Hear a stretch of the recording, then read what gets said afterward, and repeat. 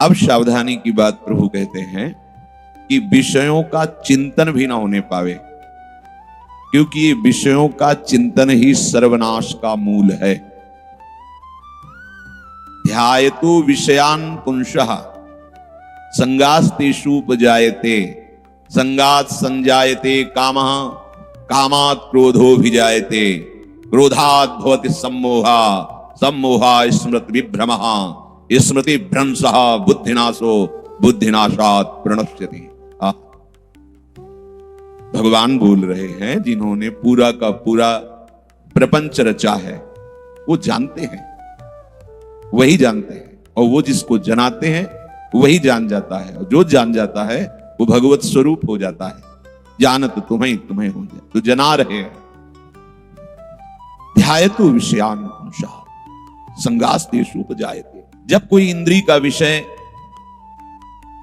सुख बुद्धि से हम उसका चिंतन करते हैं तो हमारे हृदय में वो आसक्ति पैदा करता है। अभी संयोग नहीं है, केवल चिंतन। ध्यायतो विषयान पुंसात् संगास्तेषु उपजायते। संग का तात्पर्य आसक्ति से है। यहां विषयों का चिंतन करने पर उसकी प्रियता प्रकट होती है, उसकी आसक्ति प्रकट होती है। आसक्ति जब प्रकट होती तो उस विषय को पाने की, भोगने की कामना होती है। संगात संजायते कामः।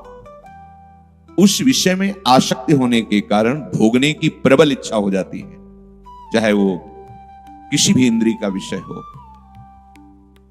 अब कामना की यदि पूर्ति होती है तो लोभ प्रकट होता है, और लोभ से भी सम्मोह प्रकट होता है, मूढ़ता। और मूढ़ता भी स्मृति का नाश कर देती है। स्मृति का नाश होते ही बुद्धि में वो सामर्थ्य नहीं रह जाती कि वो विवेक को प्रकाशित कर सके, इसलिए सर्वनाश हो जाता है। और यदि कहीं कामना की पूर्ति में बाधा लग जाए तो कामात् क्रोधो भी जायते, फिर क्रोध प्रकट होता है। कल चर्चा हुई थी कि इन चार से सम्मूढ़ता प्रकट होती है, काम से भी, क्रोध से भी, मोह से भी और लोभ से भी। ये चारों सम्मूढ़ता प्रकट करते हैं। पर मुख्य यहां भगवान ने काम से क्रोध का प्रादुर्भाव और क्रोध से मूढ़ता का है, क्योंकि ये बहुत भयंकर है, यही मूल है। जब हमारी कामना में बाधा पड़ती तो क्रोध आ जाता है। जब क्रोध का हमारे हृदय में राज्य होता है तो मूढ़ता छा जाती है। सम्मोह मूढ़ता को कहते हैं। क्रोधात् भवति सम्मोह। अब सम्मोहा स्मृति विभ्रमा, जो हमने सत्संग के द्वारा ये निश्चय किया था कि अब लो नशानी अब ना नशई हो। अब तक तो इंद्रियों के विलास में हमने अपना जीवन नष्ट किया, अब तो सिर्फ प्रिया प्रीतम के लिए हमारा जीवन है। प्रिया प्रीतम की स्मृति, प्रिया प्रीतम के लीला गायन श्रवण, प्रिया प्रीतम की श्रीअंग सेवा, प्रिया प्रीतम की रसमयी क्रीड़ा स्थली श्रीधाम वृंदावन, यही हमारा जीवन है। उपासक ये स्मृति भूल जाता है। ऐसी मूढ़ता चाहती है कि पशुवत आचरण में उतर जाता है। ये कोई ऐसा ना सोचे कि ये किसी साधारण के लिए, ये बड़ी विचित्र माया की गति है। थोड़ी भी मनमानी करोगे तो परमार्थ भ्रष्ट हो जाओगे। बिल्कुल जो मार्ग प्रभु सद्गुरुदेव संत भक्तों ने प्रकाशित किया है, उसी पर चलने पर भगवत तत्व का अनुभव होता है। जरा सी चूक हुई, उपासक चला जाएगा। शास्त्र की एक एक अक्षर शब्द जो आज्ञा रूप में हुए हैं, बिल्कुल उनको मनमाने ढंग से मत लीजिए। जैसा है वैसा ही स्वीकार कीजिए, तो आप कहीं भी नहीं फंसेंगे, निकल जाएंगे। एक काफी समय पहले की बात है। एक उपासक, बहुत अच्छे उपासक थे इसलिए कि वो अपनी चढ़ाई से नीचे उतर गए। परिक्रमा लगाते दंडवती। जो उनकी दंडवती लगाने का चद्दर था, एक कोई विदेशी महिला ने ऐसे रोज जाती कुछ भेंट दे देती, तो जो कुछ सेवा करने लगता है तो थोड़ा आदर बुद्धि होने लगती है, बातचीत करने लगते हैं। यही शास्त्राज्ञा का उल्लंघन हो रहा है। देने वाले के प्रति तनिक भी ममता नहीं होनी चाहिए। जो तुम्हारी जीवन पोषण की वृत्ति को पोषित कर रहा है वो तुम्हारा आराध्य देव है। किसी भी को निमित्त बनाकर वो कर सकता है। आपकी दृष्टि आराध्य देव पर होनी चाहिए, उस निमित्त में ममता नहीं होनी चाहिए, निमित्त के प्रति हृदय द्रवित नहीं होना चाहिए। ये ध्यान रखना, कभी नहीं फंसोगे। जो तुम्हारे को वस्त्र दे, भोजन दे, वास दे, कुछ भी, बिल्कुल द्रवित हृदय मत करना, क्योंकि ये जिम्मेवारी हमारे आराध्य देव की है कि अब वो हमारे तन मन प्राण को कैसे रखें, वही प्रेरित करते हैं। अगर आप बाह्य दृष्टि रखेंगे तो, अगर आंतरिक दृष्टि रखेंगे तो स्वयं कहते हैं वहाम्यहम्, मैं स्वयं करता हूं, किसी को निमित्त नहीं बनाता, मैं स्वयं आता हूं। तुम्हारी दृष्टि हो तो पहचान लेना, योगक्षेमम वहाम्यहम् अहम, मैं वाहन करता हूं। साधक भूल कर बैठा, बातचीत करने लगा। एक दिन वो हमें पंचमुखी हनुमान जी उधर हैं, वहां वो खड़े दिखाई दिए। आज महाराज नित्य कर्म आपका प्रदक्षिणा नहीं हो रही। बोले बाबा आपसे बता रहे हैं, हमारा पूरा चिंतन खराब हो गया है। वो जो स्त्री भेंट चढ़ाती थी, अब हमने उसको कह दिया कि हम अमुक जगह रहते हैं, वहां भी आ गई और कुछ फल आदि लेके। अब तो हमारा पूरा चिंतन खराब है। अब हम ना दंडवती में मन लग रहा है, ना, और हमें पता नहीं कि वो कहाँ रहती, तो बस हमारी मन की वृत्ति यही खोज करी कि रहती कहाँ है। ये वो कोई आश्चर्य की बात नहीं है। जहां शास्त्र आज्ञा का उल्लंघन हुआ तहां फंसे, कोई भी हो।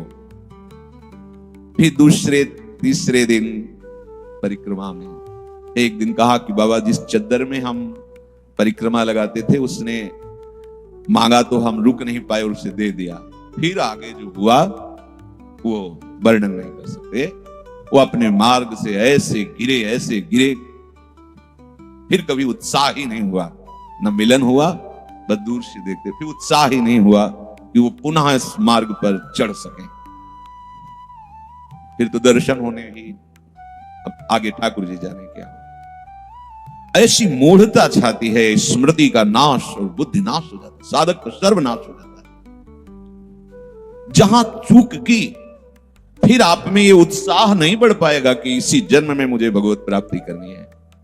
हरि गुरु आश्रित, ये मार्ग ही प्रकाशित तभी होता है। हरि गुरु चरण सेवा अनुसरहु, अर्चन बंदन संतत करहु, दासन तन कर फल लहो, सख्य समर्पण भक्ति बढ़ाई। हमारी आठों पहर अपने आराध्य देव के चरणों। सच्ची मानिए ये बड़ी भूल है कि कोई हमारे को सुख पहुंचा देगा, कोई हमारी रक्षा कर लेगा, कोई हमारा भरण पोषण कर लेगा, कोई हमारा मित्र है, कोई हमारा सहयोगी है। ध्यान दीजिए, ये भ्रम है। अगर तुम्हें कोई दुलार कर रहा है तो सिर्फ तुम्हारा आराध्य देव। तुम्हें अपने आराध्य देव की अंतर्वृत्ति के द्वारा ममता करनी है। बाहरी जो नाम रूप आया है तुम्हारे सामने सेवा लेके, बिल्कुल द्रवित नहीं होना, बिल्कुल अपेक्षा नहीं करना, एकदम निरपेक्ष वृत्ति रखना। कभी कहीं मिल जाए तो ये याद भी नहीं आना चाहिए कि इसने हमको कुछ दिया था। ध्यान रखना इस बात को, नहीं तो सेवा मिश्र से ही उपासक को माया परास्त करती है। शब्द पकड़ना, सेवा मिश्र, सेवा के बहाने से ही माया की वृत्ति हमारे अंतर में प्रवेश करके हमारी उपासना को चौपट कर देती है। पीछे सत्संग जब हित धाम में हो रहा था तो एक बार एक प्रसंग सुनाया था। एक महात्मा जंगल में रहते थे। पहले प्रायः जंगलों में ही महात्मा एकांत पर्ण कुटीर गुफा या वृक्ष के नीचे बड़ी कठिन तपस्या, वैराग्य शब्द उनके जीवन में स्पष्ट दिखाई देता था कि किसे कहते हैं वैराग्य। हड्डी हड्डी शरीर में रह गई, मांस सूख गया है, त्वचा सिकुड़ गई है, धूप लगने से काली पड़ गई है, जटाओं का भार है, आंखें धसी हुई, महान तेज से संपन्न, ऐसे कोई पत्ते खाकर, कोई फल कंदमूल आदि खाकर। पर ये महात्मा समस्त इंद्रियों पर विजय प्राप्त करके केवल वृक्ष की सूखी हुई छाल की पपड़ी खाते थे। कभी जीवन में विषय संयोग होने ही नहीं दिया किसी इंद्रिय का। पर चूक हो गई, जो भगवान ने कहा शीत मत पर, जितेंद्रिय होने पर भी मेरे आश्रित रहे, कहीं अहंकार न कर बैठे। तो उनको ऐसा लगा कि मैं काम विजयी हूं, मैंने समस्त इंद्रियों को अपने अधीन कर रखा है। स्वाभाविक हो जाना है। एकांत रहते थे, परस्पर संत समागम होता नहीं था, साधना बड़ी पवित्र और बहुत ही कठोर थी। अहंकार को अवसर मिल गया और जागृत हो गया। अब उनकी ठसक रहने लगी कि इस विश्व में मेरे जैसा कोई तपस्वी, त्यागी, जितेंद्री हो ही नहीं सकता। बस ये शब्द आना जीवन की उस मंगलमयी यात्रा को रोक देना है। समझ लेना, जो अपने परम प्रीतम के मिलने की यात्रा प्रारंभ हुई है, वो इस शब्द ही ये रोक देगा। शब्द ब्रह्म में है।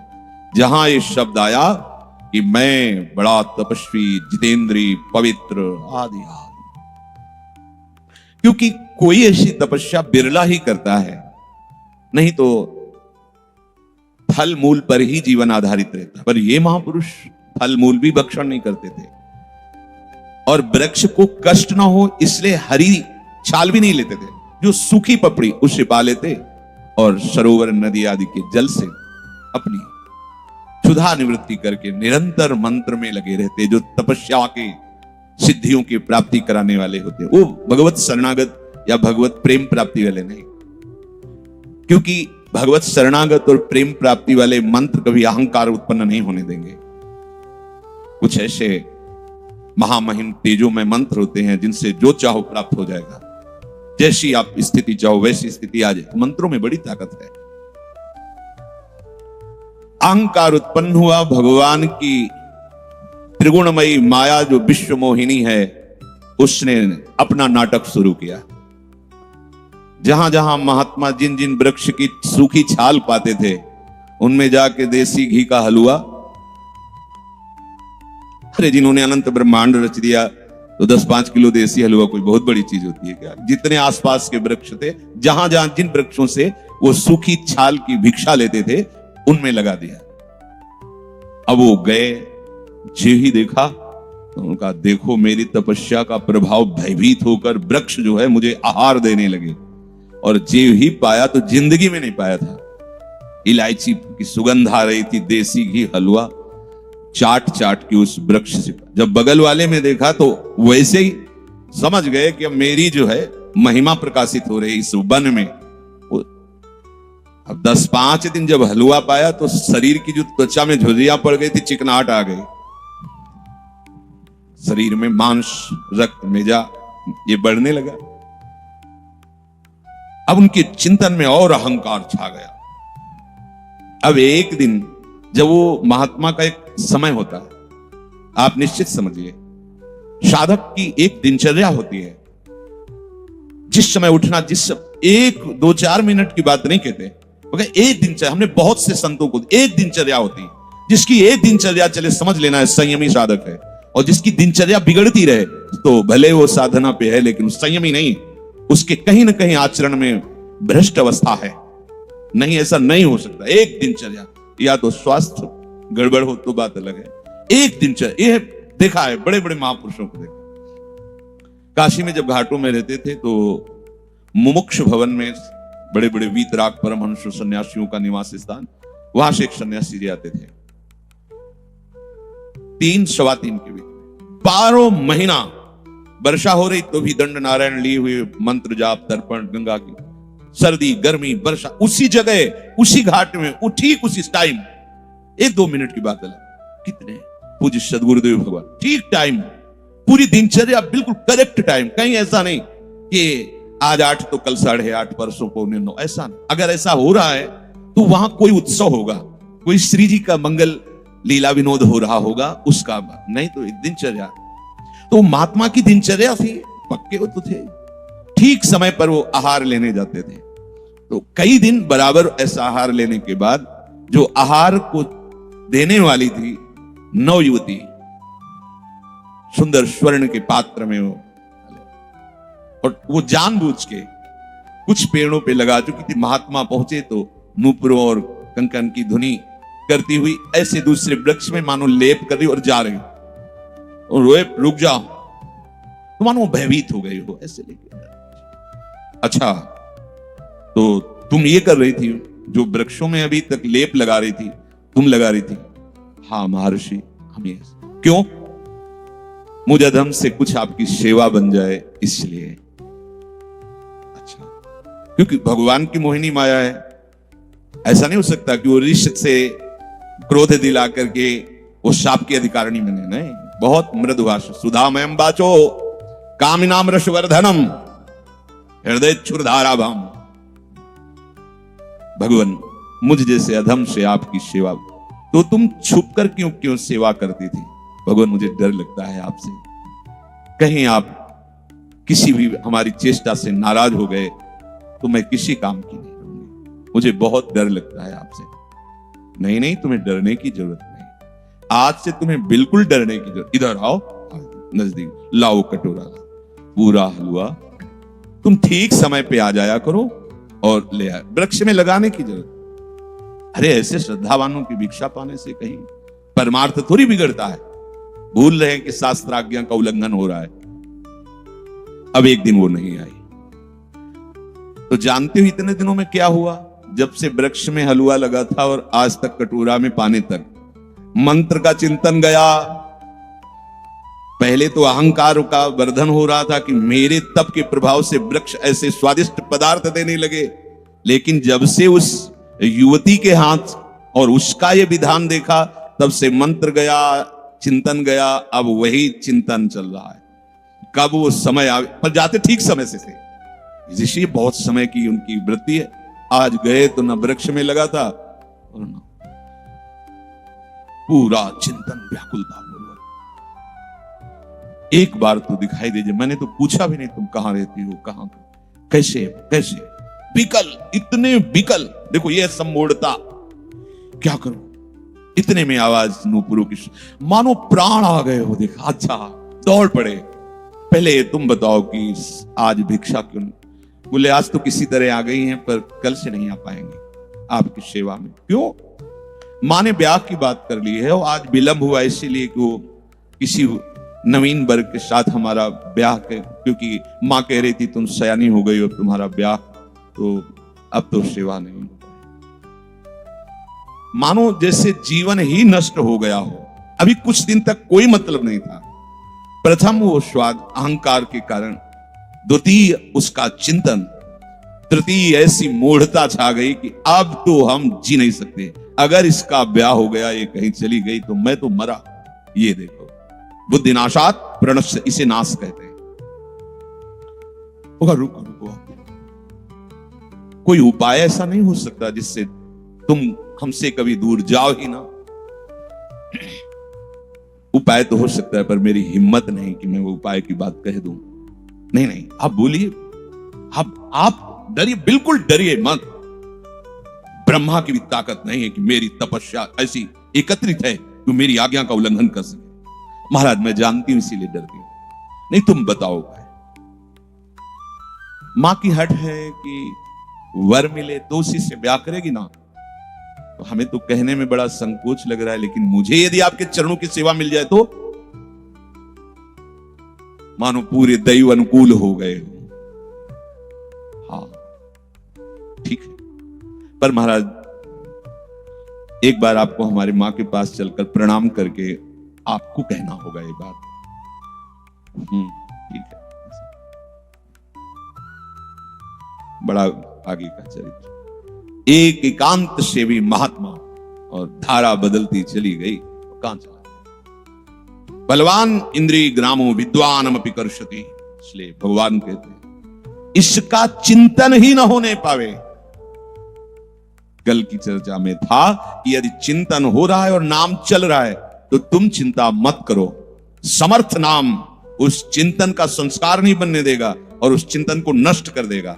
अगर नाम नहीं चल रहा तो प्यारे बड़े बड़े जितेंद्रियों को भी धूल चटा दे, ऐसी भगवान की विश्व मोहिनी माया है। इसलिए स्मृति भ्रंशाद बुद्धि नाशो, ऐसी मूढ़ता छा जाती कि भगवत स्मरण ही नहीं होता। शास्त्र की आज्ञा करते हैं, सद विचार से जो हमने निश्चय किया था अपना मार्ग, जो हमने गुरु चरणों का आश्रय लिया था अपने उद्धार के लिए, उसकी स्मृति ही नष्ट हो जाती है। स्मृति भ्रंशात बुद्धि नाशो, स्मृति जहां नष्ट हुई कि बुद्धि से विवेक लुप्त हुआ और सर्वनाश हो गया, अब वो उसके अधीन हो जाएगा। कई तरह से आक्रमण होता है माया का। आए थे हरिभजन को बीचे लीनी मारे, एक कंचन एक कामिनी ये लामी तलवार। हरि राम व्यास,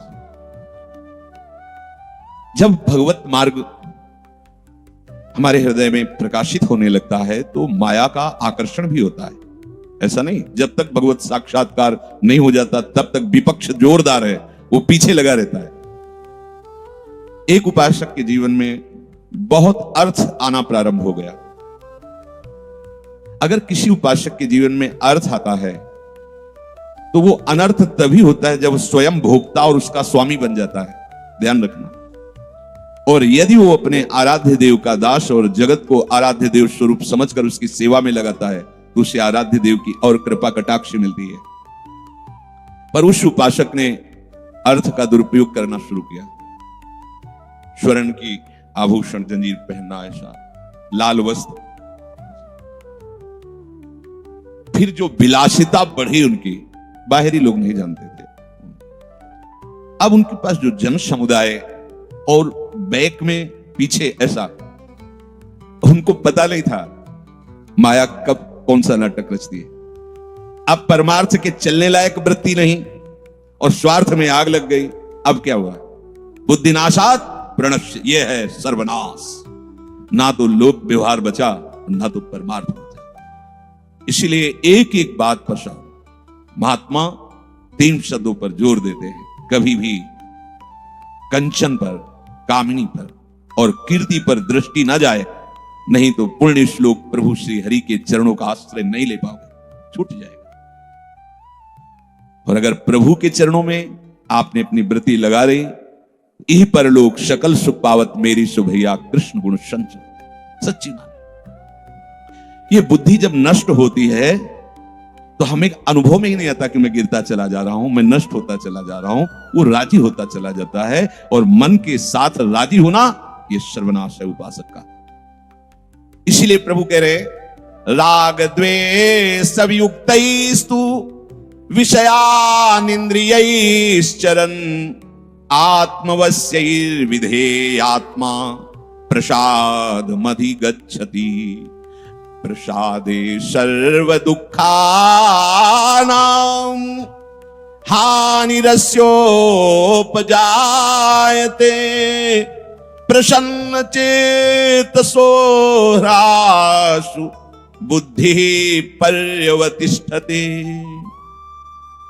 अभी प्रभु ने बताया कि विषय चिंतन करने से कितनी बड़ी हानि हो गई।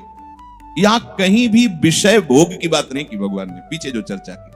विषय चिंतन मात्र से सर्वनाश, बुद्धिनाशात सर्वनाश। उपासक विषय चिंतन से बच पाना बहुत कठिन होता है। यह अपने भी अनुभव की बात है। विषय का सेवन नहीं हो रहा, बीच में एक लकीर खिंची हुई है, पर नवीन जब इस मार्ग में चला जाता है तो पूर्व संस्कार जन्म जन्मांतरों के, ये लगता है कुछ तो है। जैसे परिवार हंसते खेलते बातचीत करते, अब वो तो समाज में तो कहीं ना कहीं दृश्य दिखाए, कुछ तो है, ये लोग सुखी हैं, कुछ तो है। क्योंकि अभी ज्ञान का विकास नहीं हुआ, भगवत तत्व का परिचय नहीं हुआ और पूर्व संस्कार उसको घसीट रहे हैं भोगों के। तो वो भोग तो नहीं भोगता, पर भोग चिंतन बनता रहता है। अब अगर वो चिंतन और नाम ये दोनों साथ चलेंगे, ऐसी यात्रा होती है। बहुत जलन की यात्रा, बहुत जलन। कोई बहादुर भगवत चरणारविंद का आसक्त चित्त ही इससे निपट पाता है, नहीं तो यही भगवत नाम जहां छूटा तो चाहे जितनी वो विवेक लड़ाने की कोशिश करे, वो धीरे धीरे सकिल जाता है। पर अद्भुत चमत्कार नाम का है, अद्भुत चमत्कार। जहां भगवान कह रहे हैं कि सर्वनाश हो जाता है, ऐसा चिंतन होने पर भी नाम उसे डूबले ले देता है और एक दिन ऐसी स्थिति में पहुंचा देता है कि वही अपनी वृत्तियों को देख के हंसता है कि अच्छा, इन वृत्तियों में मेरी ये हालत थी, तो ये तो केवल नाम की कृपा हो गई। उपासक ज्यादा हताश निराश ना हो कि हमने विषय चिंतन में सर्वनाश होता है सुन लिया है, अब हमारा सर्वनाश। बिल्कुल डरना नहीं, पर आप इसका स्वाद लेके चिंतन में बहते चले जाओ, ऐसा भी नहीं होना चाहिए। इसीलिए भगवान कह रहे हैं जो संत जन है होते हैं वो शास्त्रों का साक्षात्कार करते हैं। साक्षात्कार को तो अनुभव। तो भगवान के इस आदेश में और भगवान के नाम में दोनों के बीच में साधक चला है। भगवान का आदेश मानकर भगवान का नाम लेते हुए पर चिंतन विषयों का होता है। ऐसा नहीं कि आज भक्ति में चला है उसका चिंतन खत्म हो गया, अब वो तो सिद्ध हो गया, वो उपासक उसका तो होगा ही, पर अब हमको बढ़ावा नहीं देना उस चिंतन का। पूज्य श्री भाई जी महाराज बड़े सुंदर भाव से हमारा चिंतन ही ना बन पावे, क्योंकि अभी तो बन रहा है, साधक है, लेकिन हमें ऐसी ऊंचाई पर पहुंचना है कि कोई भी भोग चिंतन ना होने पावे। कह रहे कि आपको ये सावधान रहना है, जिनके संग से विषय वासना जगती है, बढ़ती है, पुष्ट होती है और बुद्धि का विवेक निर्णय नष्ट हो जाता है। मन और इंद्रियां अधर्म की तरफ बढ़ने लगते हैं।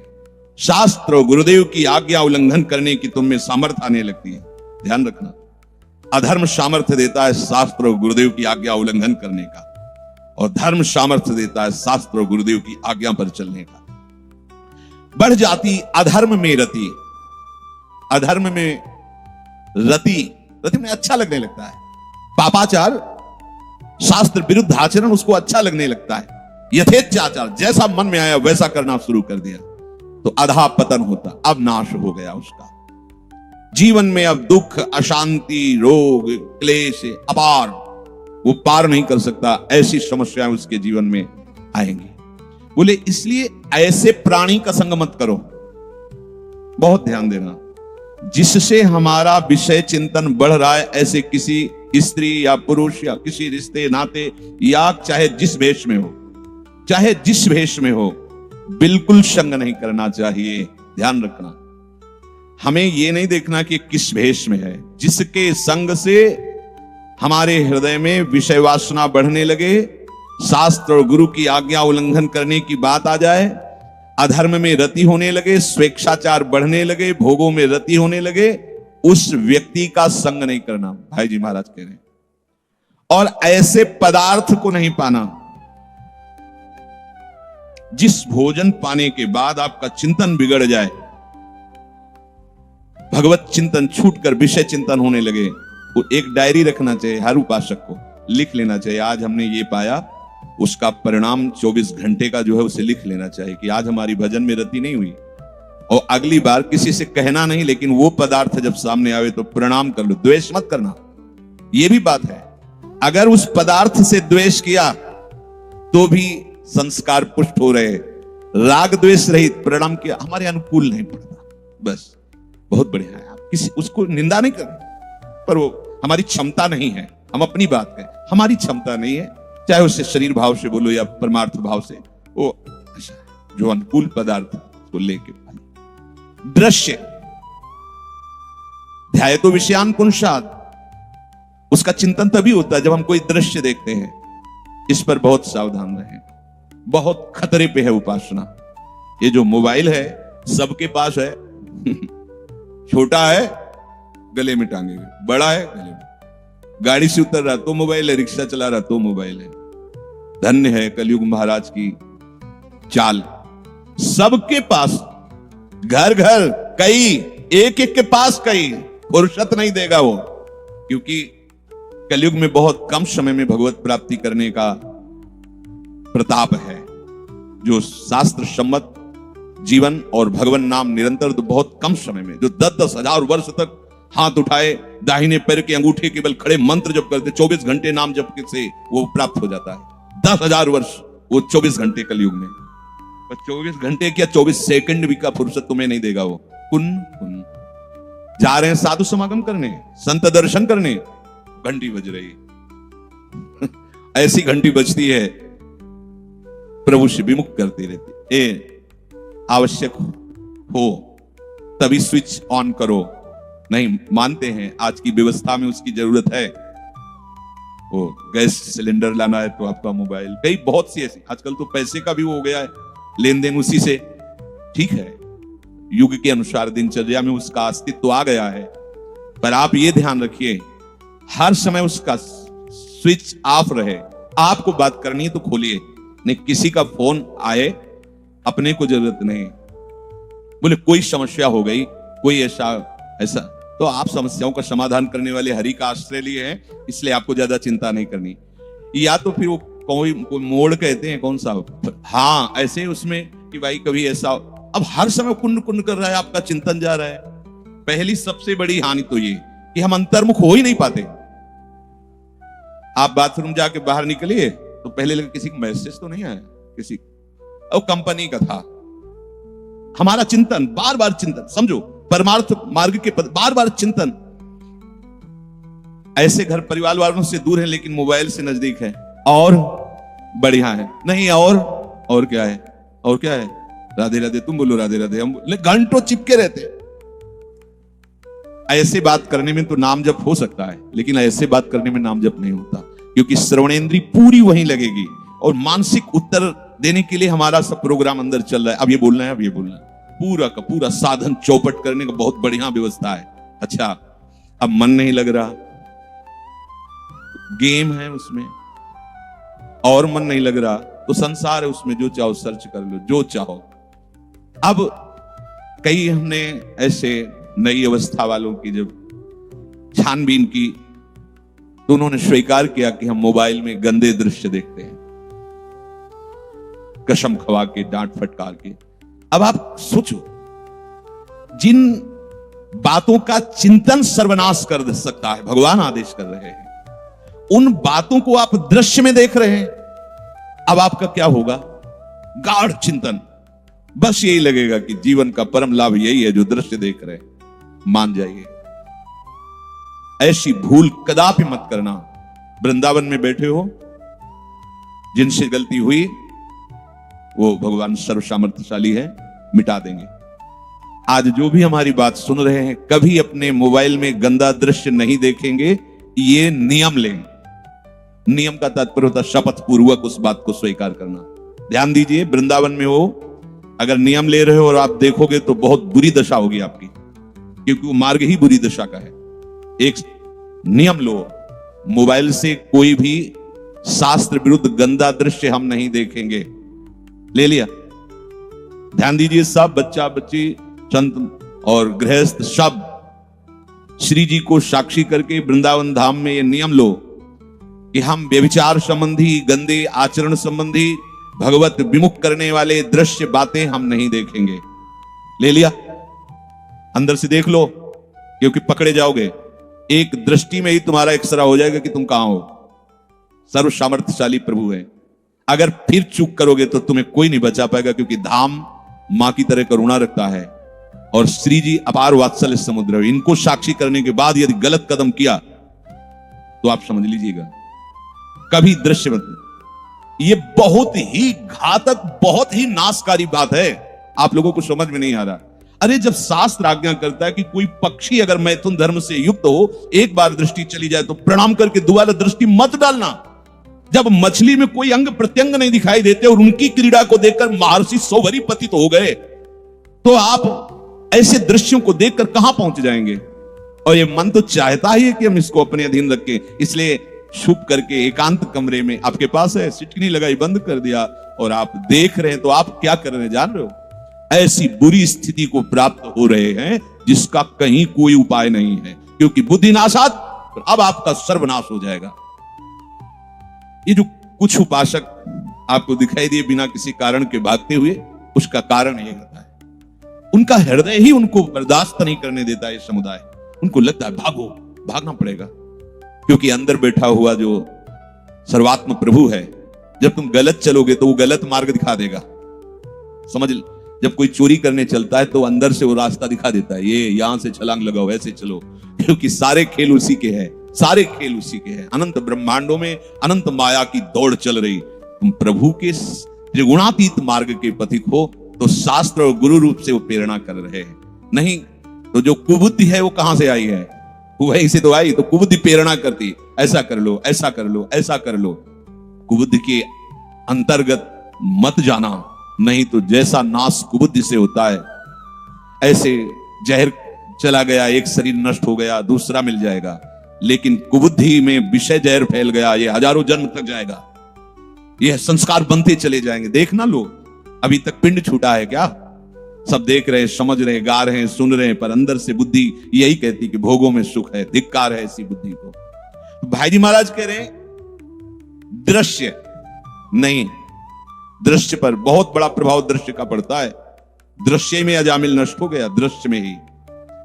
साहित्य, कोई भी जैसे उपासना मार्ग के प्रतीक है, पेपर या ऐसे इधर उधर के, कैसे कैसे तुम पढ़ते हो, कैसे अच्छा लगता है, क्या जानकारी लेनी है? प्रियाजू का रूप कैसा है, लालजू का रूप कैसा है, ये इनमें थोड़ी मिलेगा। नाम की महिमा क्या है, धाम की महिमा क्या है, आत्मानंद क्या है, ये उनमें थोड़ी मिलेगा। कोई भी ऐसे रखा भी हो तो नहीं गलती करनी चाहिए। गलती है, कोई भी शब्द उसका फंस जाएगा दिमाग में जो आपको परमार्थ विहीन कर देगा, परमार्थ विहीन कर देगा। वस्त्र, एक यहां जुड़े थे तो उन्होंने कहा, जब मिले एकांत में, उन्होंने कहा कि हमें यहां एक दोष दर्शन होता है। बताइए। उन्होंने कहा जिसको देखो वही पीला और सफेद की होड़ लगी हुई है। हमने कहा ये तो भगवान की कृपा है कि सब उत्साहित हो रहे हैं कि हम मूड मुड़ा कर रज पहनकर, पीले के अधिकारी नहीं तो सफेद पहन लेते हैं, पर हम संसार के नहीं हैं। तो बोले शायद मेरे में ऐसा सामर्थ्य नहीं, इसलिए ऐसी जलन होती है। हाँ। वस्त्र, वृंदावन वास कर रहे हो, पैंट सूट चढ़ाए हो, बेल्ट बांधे हुए हो, मोजा चढ़ाए हुए हो, जहां मन आया वहां, अरे दुनिया में रहो ऐसे, कम से कम वृंदावन आए हो, अपनी सादगी सनातन धर्म की पोशाक तो पहनो। ये सात्विक पोशाक है, सफेद अचला, सफेद बनियान, सफेद कुर्ता, सफेद अनोछा, ये भागवती मार्ग में चलने वालों के लिए बहुत आवश्यक है। आप वृंदावन धाम आए हो, देखो ना, और इस ऐसे झुको तो नीचे का पैंट नीचे सरक रहा है, ऊपर की बनियान ऊपर सरक रही, क्या है? न ठीक से बैठ सकते हो, न झुक सकते हो। ये जो मनमानी चिंतन करने वाले, मनमानी आचरण करने वाले लोग हैं, आते तो हैं परमार्थ के लिए, लेकिन गुरु बन के आते हैं। हमारी बात चलनी चाहिए। अरे पागल हो तुम। नहीं, वस्त्र से क्या होता है? यहां लिखा है वस्त्र होता है, उसका प्रभाव होता है, वस्त्र का प्रभाव होता है। और आहार, खान पान, बहुत खान पान सावधान। और बिहार, घूमने जा रहे हैं, बहुत सावधान। जब बिहार कर रहे हो तो साथ में वृंदावन बिहारी बिहारिणी जो हुए हैं, ऐसा अनुभव करो, क्योंकि अकेले नहीं चलते अपने लोग, प्रिया प्रीतम के साथ चलते हैं, संग, उनके संग। ये लता कितनी सुंदर है, इसके नीचे प्रियालाल बैठकर बात करेंगे। हाँ, ये कितना सुंदर झुका हुआ तमाल है, यहाँ प्रिया प्रीतम अमुक खेल खेले, हाँ ऐसा। और यमुना जी को, अच्छा यहाँ प्रिया प्रीतम ऐसे दौड़ दौड़ के खेल, यहाँ रास कर हर समय। अकेले बिहार में मत जाना। अगर अकेले जाने वाले का लक्षण, कैसा आदमी है, दुष्ट है, ऐसा, ये अच्छा है, ये बहुत ज्यादा सुंदर है, बस आप अगर उसका भोग कर रहे हैं राग द्वेष का, तो आप फंस जाएंगे। साथ में प्रिया प्रीतम को रखो। ये सभी कुसंग हैं और त्याज्य हैं, इनसे राक्षसी वृत्ति का व्यवहार होता है। इनसे जिस प्राणी के, जिस पदार्थ के, जिस दृश्य के, जिस साहित्य के, जिस वस्त्र के, जिस आहार और विहार के प्रभाव से हमारा भजन छूटे, हमारे प्रिया प्रीतम का चिंतन छूटे, पवित्रता छूटे, सादगी, शास्त्र के अनुसार आचरण, धर्म के अनुसार आचरण छूटे, ऐसे किसी भी प्राणी, पदार्थ, वस्तु, साहित्य, दृश्य, आहार विहार का सेवन उपासक को नहीं करना चाहिए। तभी वो अपने चिंतन को बचा सकता है। अगर चिंतन बिगड़ा तो क्रिया हो ना हो, अंतःकरण तो वैसे ही मलिन हो गया। अब कह रहे हैं कि जब आप ऐसा नहीं करोगे तो आपकी बुद्धि विवेकवती होगी। बुद्धि विवेकवती हो जिससे ऐसा हो सात्विक सत्संग, मन इंद्रिय संयत हूं, उन पर चढ़े पवित्र प्रेम का रंग, संयम नियम धर्म सम्मत हूं, मन की वृत्ति भगवदाकार, सर्वभूत हित जीवन जिससे बने शांति सुख का आगार। ऐसे संतों का संग करो, ऐसे शास्त्रों का स्वाध्याय करो, ऐसे दृश्यों को देखो, ऐसा आहार करो, ऐसे वस्त्र पहनो, ऐसे भाव से विहरण करो कि तुम्हारा मन प्रतिपल धर्मयुक्त होकर प्रेम रंग में रंगे, भजन का उत्साह बढ़े। देखो ना, ये चमकीले धमकीले इधर उधर कटिंग के कपड़े पहन करके शरीर राग देखो कैसा बलवान होता है। सर्दी है, रोम रोम खड़ा कांप रहा, पर वो अंग प्रदर्शन करना है, इसलिए ये यहां से ऐसे वस्त्र। ये मत समझो कि वस्त्रों का प्रभाव नहीं होता, बहुत बड़ा प्रभाव होता है वस्त्रों का। सावधान, सात्विक वस्त्र पहनो। भाई जी ने, जिन्होंने उपदेश किया है, अपनी पत्नी अपने परिवार के साथ कपड़ों की होली लगवाई थी घर में। विदेशी जो भी ये सब महंगे में सात्विक वस्त्र सब आग लगाओ, साड़ी वस्त्र सब ऐसे एकत्रित करवा आग लगाओ, नहीं सात्विक। तब गृहस्थ रहते हुए भी परमहंसों के द्वारा आदरणीय हुए। दिखाई देता था गृहस्थ धर्म में आचरण करते हुए भाई जी, लेकिन स्थिति जो महापुरुष जानते थे वो मन से झुकते थे भाई जी के चरणों में। ये मत समझो कि वस्त्र का प्रभाव नहीं पड़ता, ये बिल्कुल किसी की भी मत मानना, उसका बहुत बड़ा प्रभाव होता है। वस्त्र का प्रभाव होता है, नहीं होता? वस्त्र का प्रभाव होता है, तभी तो फिर जो वीतराग परमहंसों के मार्ग में एकांत से, वैसे भी रति खत्म हो जाएगी। जहां इधर मति चलेगी तो जैसे विषय ये नहीं धारण कर सकता, ऐसे नहीं रह सकता जैसे आप लोग। हमसे नहीं होगा, बोल देगा बाबा जी, तो भी बोल देगा हमसे नहीं होगा, ये मुंह में रज लगाना ये सब ऐसे नहीं होगा हमसे। शरीर राग है, क्योंकि गाल चिकने दिखाई देनी चाहिए, मुख में आकर्षण वो दिखाई देना चाहिए, तो ऐसे वस्त्र सेटिंग पेटिंग, बाबा जी भी तो ऐसी सेटिंग के नहीं। हम शरीर राग को मिटियामेट करने आए हैं परमार्थ में। उचित वस्त्र धारण कर लिए, रजोगुण का नाश करना प्रिया प्रीतम के प्रेम मार्ग में बढ़ने का संकेत है। बुरा लगेगा जो शरीर रागी है, पर अभी का बुरा आपको अमृत पान करने योग्य बना देगा। अगर आप अभी बात नहीं समझोगे तो बुरा ही बुरा है। न जाने कितने कल्पों से हम यही सब करते चले आ रहे। कभी तो राजा भी बने होंगे, ऐसा नहीं, कभी तो देवताओं का भी भोग भोगा होगा। जब से सृष्टि हुई तब से चल रहे थे, सब हुआ होगा। क्या हाथ लगा? कुछ नहीं। अब संभाल लीजिए, जिससे हमारा विवेक बढ़े ऐसा संग करना चाहिए। ये जो रहनी है वृंदावन की, इसे एक बार सबसे कहा था कि वृंदावन वासी हो, चाहे गृहस्थ हो, चाहे विरक्त हो, रज के पात्र में पाओ, अमनिया कर लो, अच्छे पवित्र पात्रों में श्री जी को भोग लगाओ, अपने लिए रज के पात्र रख लो। और रज का पात्र बदलने की जरूरत नहीं है। वृंदावन की रज ऐसे चिकनाट हटाने के लिए वो ऐसे धो के वैसे रख दिया, फिर दूसरे वो महाप्रसाद स्वरूप। दूसरी बात, अगर शरीर स्वस्थ है तो भूमि सेवन करो। वृंदावन में आसन प्राय हमारे संत भगवान सब भूमि सेवन ही करते हैं। जमीन में ऐसे गद्दा ऐसे आसन लगाए, कोई चटाई लगाए, जैसी जिसकी निष्ठा है वैसे वास कर रहे हैं। क्योंकि वृंदावन भूमि में शयन करना यह अहोभाग्य है। ये प्रिया प्रीतम का निज महल है। और सात्विक वस्त्र धारण करो। और हमारा सुनना, बोलना, देखना ये गुरु सम्मत होना चाहिए।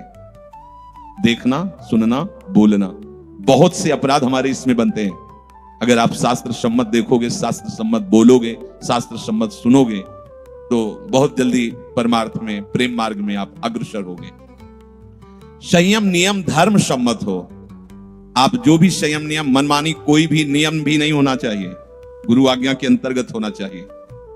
आज मन में आया हम ऐसा कर लिया, कल मन में आया वैसा कर लिया, हमारा नियम चल। तुम्हारा क्या नियम? जो मार्ग में, उपासना मार्ग में जो नियम दिए जाए गुरुजनों के द्वारा, शास्त्र के सम्मत, उनका आचरण करना चाहिए। अब हम तो खाली होके आपके पास आए हैं, आप आज्ञा करो, मैं कैसे अपना जीवन भगवत प्राप्ति के लिए निर्वाह करूं, कैसे चलूं। वो साधक इस मार्ग, आज हमारा मन है कैसा, आज कल हमारा मन, हमारी कुछ भी मनमानी नहीं होनी चाहिए। अगर आप वास्तविक परमार्थ के पथिक हो तो आपका पूरा जीवन गुरु आज्ञा में होना चाहिए। एक मिनट भी मनमानी नहीं हो, वो भले साधना क्यों ना हो, जो एक मिनट भी मनमानी है वो तुम्हें गिरा देगी। देख लेना, देख लेना, ये बहुत सुलझी समझी हुई बात। और गुरु आज्ञा में भले तुम्हें लग रहा है कि व्यवहार की क्रिया है, लेकिन वो आपको चढ़ा देंगी परमार्थ की ऊंचाई पर। क्योंकि मोक्ष मूलम गुरु कृपा और मंत्र मूलम गुरु वाक्यम।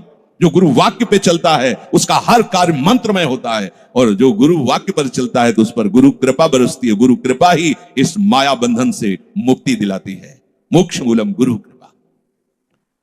उसी का जीवन शांति, सुख और प्रेम का आगार बन जाता है जो सत्संग के द्वारा अपनी बुद्धि को विवेकवती करके शास्त्र और गुरु आज्ञा के अनुसार चलता है। शेष चलता है। श्री राधा वल्लभ लाल।